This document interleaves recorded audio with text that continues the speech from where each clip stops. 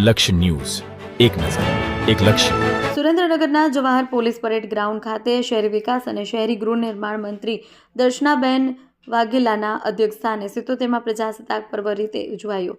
મંત્રીએ ધ્વજવંદન કરી પરેડને સલામી આપી. સમારંભમાં દર્શનાબેન વાઘેલાએ જણાવ્યું, ગુજરાત વિકસિત ભારત @ 2047ના સંકલ્પ સાથે દેશનું ગ્રોથ એન્જિન બની રહ્યું છે. સુરેન્દ્રનગર દુધરેજ વઢવાણ મહાનગરપાલિકાને પ્રથમ વર્ષમાં ₹419 કરોડના વિકાસ કામો મળ્યા છે, જ્યારે કે Wadhwan heritage city, museum, flyover અને આઇકોનિક રોડ જેવા પ્રોજેક્ટ્સ વિસ્તારને આધુનિક બનાવી રહ્યા છે. ખેતીમાં નર્મદા નીરના આગમન, ડ્રોન ટેકનોલોજી અને ઓર્ગેનિક ખેતીની જિલ્લો કૃષિ ક્ષેત્રે આગળ વધી રહ્યો છે. મિશન મંગલમ દ્વારા મહિલાઓ આત્મનિર્ભર બની છે, જ્યારે કે ITI સંસ્થાઓમાં યુવાનોને ન્યૂ એજ કોર્સની કૌશલ્ય આપવામાં આવી રહ્યું છે. કાર્યક્રમમાં સ્વતંત્ર સેનાનીના પરિવારજનોનું સન્માન થયું હતું તથા વઢવાણ તાલુકા માટે મંત્રીએ ₹25 લાખનો ચેક અર્પણ કર્યો. પરેડ, અશ્વદળનું પ્રદર્શન, દેશભક્તિ કલાકૃતિઓ અને વિભાગીય ટેબલોએ કાર્યક્રમનું આકર્ષણ વધાર્યું. અંતે મહાનુભાવોના હસ્તે વૃક્ષારોપણ પણ કરવામાં આવ્યું. દેવમ ત્રિવેદી, સુરેન્દ્રનગર.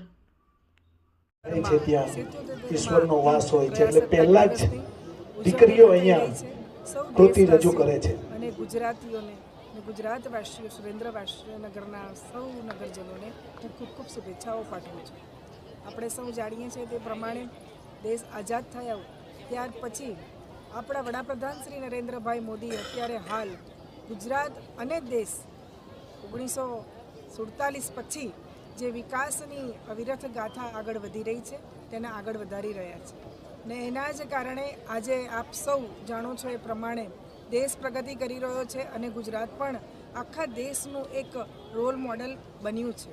અને એમાં સુરેન્દ્રનગરનો પણ સર્વાંગી વિકાસ થાય એવો રાજ્ય પ્રયત્ન કરી રહ્યો છે.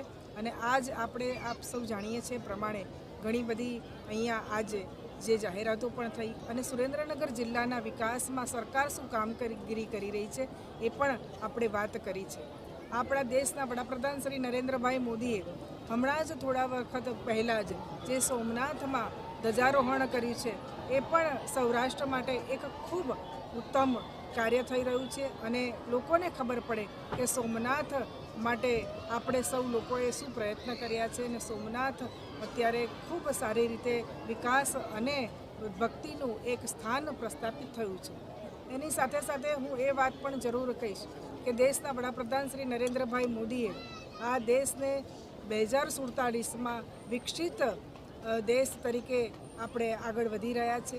અને એમાં જે કાર્ય કરવાનું થઈ રહ્યું છે એ કાર્ય ગુજરાત સરકાર અને દેશના વડાપ્રધાન નરેન્દ્રભાઈ મોદી કરી રહ્યા છે. ગુજરાતના મૃદુ અને મક્કમ મુખ્યમંત્રી ભૂપેન્દ્રભાઈ પટેલ પણ આ સરકાર દ્વારા ખૂબ સારું ગુજરાતના વિકાસનું કામ થાય એ થઈ રહ્યું છે. આપણે સુરેન્દ્રનગરને જોઈએ તો સુરેન્દ્રનગર પણ આજે ખૂબ વિકસિત જે જિલ્લો થઈ રહ્યો છે. હમણાં થોડા વખત પહેલાં જ ગ્લોબલ સમિટમાં આપણા સુરેન્દ્રનગર જિલ્લામાં પણ થઈ છે. દેશ અને વિદેશના લોકો અહીંયા ધંધા અર્થે આવે અને સુરેન્દ્રનગરનો વિકાસ થાય એવો પ્રયત્ન ચાલી રહ્યો છે.